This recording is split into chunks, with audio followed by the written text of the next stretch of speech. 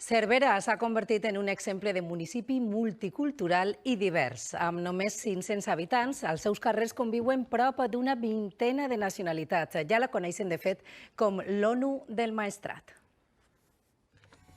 Arribem a Cervera i ens reben Bonjour, bienvenue. Welkom in Cervera. Welcome to en desenes d'idiomes, 500 veïns i més d'un centenar venen de lluny. Francesos, holandesos, suïssos, nord-americans. I així fins a una vintena de nacionalitats diferents. Toda la gente se mezclan un poco. La seva arribada ha revitalitzat l'economia, han recuperat vivendes i s'han posat al capdavant dels negocis. Tengo mi vida por aquí, estoy muy feliz. Julen s'ha comprat un tractor i ara treballa a les finques abandonades. Decidió que es buena idea hacer agricultura. Frederic va deixar el bullici de Londres i ara ha obert una galeria d'art. Hay algo especial con la luz y los colores. Totalment integrats són uns veïns més, Americano, cuando enseño com Adrián i Irene, que toquen a la banda, el bombo, los platos. o gens que treballa com a voluntari cuidant els jardins. Nuevo pasatiempo. El destí els ha unit en un poble on se senten com a casa Es súper amable. i on han convertit la plaça en un cresol de llengües. It'd be great to get the press. 5 quilòmetres. M'agrada molt una espècie d'ONU, no?